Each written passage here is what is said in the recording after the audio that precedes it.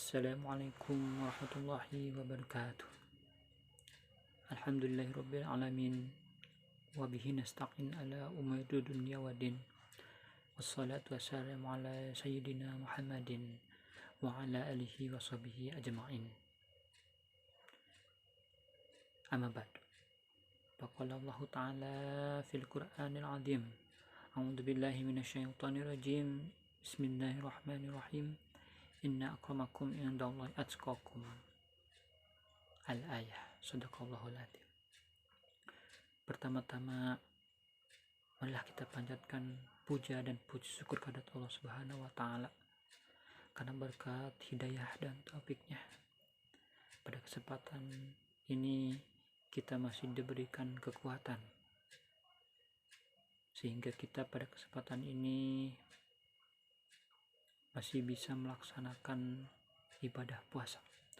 Mudah-mudahan ibadah puasa kita kali ini diterima oleh Allah Subhanahu wa taala.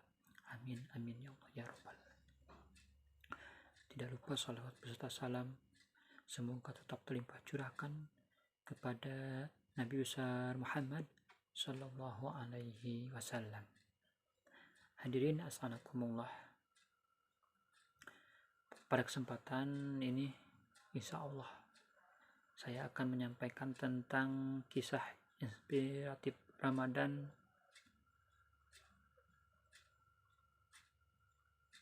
pembunuh 100 orang masuk surga.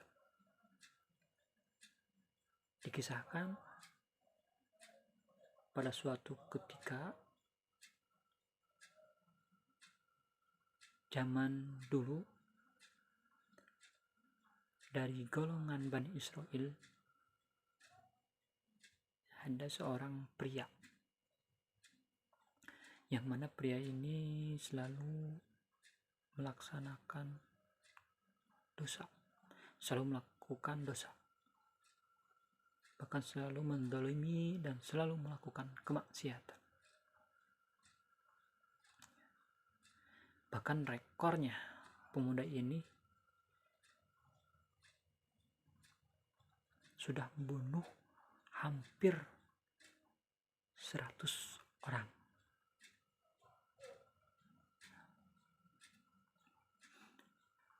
Tetapi yang pada akhirnya pemuda ini terbuka hatinya. Dia merasa apakah dalam hati ini tidak ada pintu taubat untuk dia menyesal dengan apa yang telah diperbuatnya.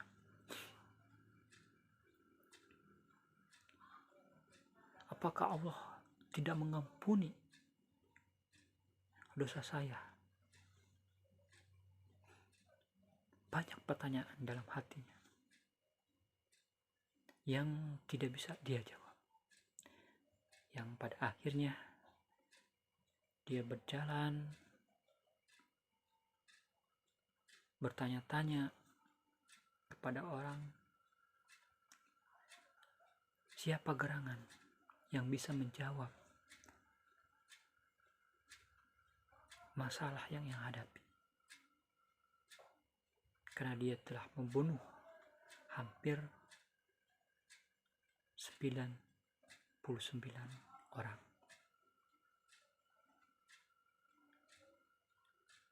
Pada waktu itu ada yang menunjukkan, coba datangi seorang rahib. Ya, perlu diketahui ya, bahwa rahib ini adalah seorang yang rajin ibadah tapi miskin akan ilmu. Bahkan fatwa yang dikeluarkannya juga ada kalanya menyesatkan. Singkat cerita, seorang pria ini datang kepada rahib.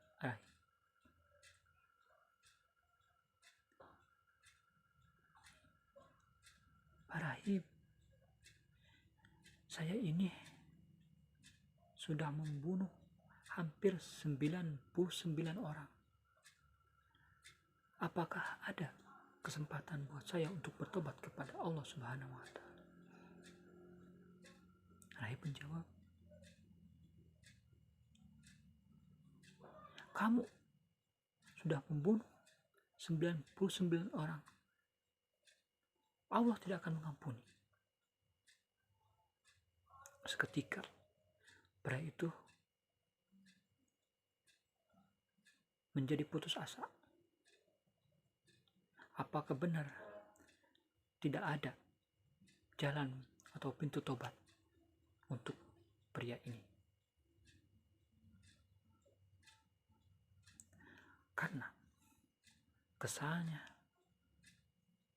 seorang rahib ini kemudian ditebas pedang. Ya, akhirnya sampailah 100 orang oleh pria ini dibunuh.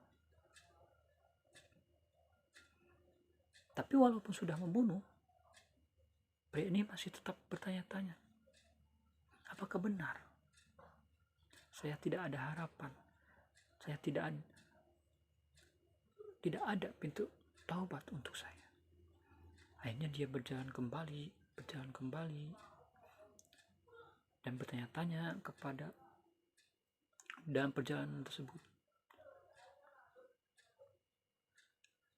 Akhirnya ada seorang yang menunjukkan, coba ada di sana ulama yang pintar agama, yang rajin ibadah.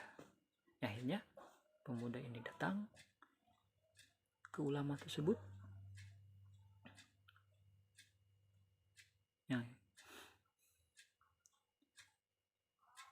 Pak,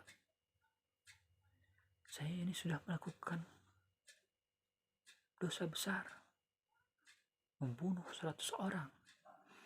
Saya ingin bertobat dan menyesal tidak akan mengulang perbuatan saya ini lagi. Kata yang ulama tadi, pintu taubat Allah dibukakan kepada siapa saja yang ingin bertobat. Syukur, alhamdulillah kamu mau bertobat. Saya akan mendoakan semoga kamu taubatnya diterima oleh Allah Subhanahu wa Ta'ala. Namun seorang ulama ini berpesan, coba kamu berhijrah dari tempat yang selalu di sana ada dosa, selalu berbuat zalim, tempat di sana yang banyak kemaksiatan. Hijrah ke tempat yang banyak orang beribadah kepada Allah. Mendengar perkataan ulama tersebut, kemudian pria ini berangkat menuju tempat yang dikatakan oleh ulama tersebut. Sambil ketika berjalan dia menangis, menyesali apa yang telah diperbuatnya. Dan ketika di tengah perjalanan, pria ini meninggal, ajalnya dicabut oleh Allah Subhanahu wa Ta'ala. Seketika itu malaikat-malaikat berebut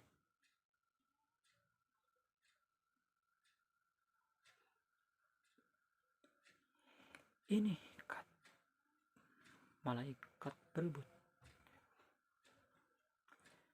malaikat azab dengan malaikat rahmat.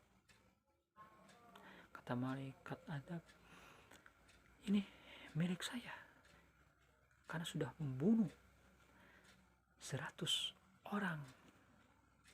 Kata malaikat rahmat, tidak, walaupun dia sudah membunuh 100 orang, tapi dia punya niat dalam hatinya untuk bertobat kepada Allah. Sehingga Allah Subhanahu wa Ta'ala memerintahkan malaikat yang berwujud manusia untuk datang kepada malaikat azab dan rahmat, dan menginstruksikan, coba diukur apakah dekat dengan tempat maksiat, apakah dekat dengan tempat taubat. Allah Subhanahu wa Ta'ala kemudian memerintahkan tanah yang tempat maksiat tadi dijauhkan, dan tempat yang dituju tadi untuk bertobat didekatkan. Ketika diukur, beda sejengkal, jadi dekat dengan taubat, yang pada akhirnya malaikat rahmat membawa jenazah pria ini untuk dimasukkan ke dalam surganya Allah Subhanahu wa Ta'ala. Itulah kisah inspiratif Ramadan. Jadi ketika kita banyak dosa, yakinkan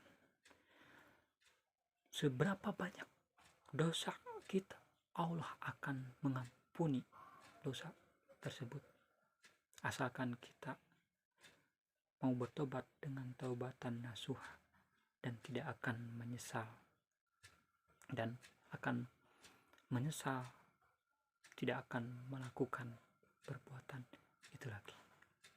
Itulah yang bisa saya sampaikan, kisra atau kisah inspiratif Ramadan kali ini. Kurang lebihnya mohon maaf. Akhirul kalam, wabillahi taufiq wal hidayah.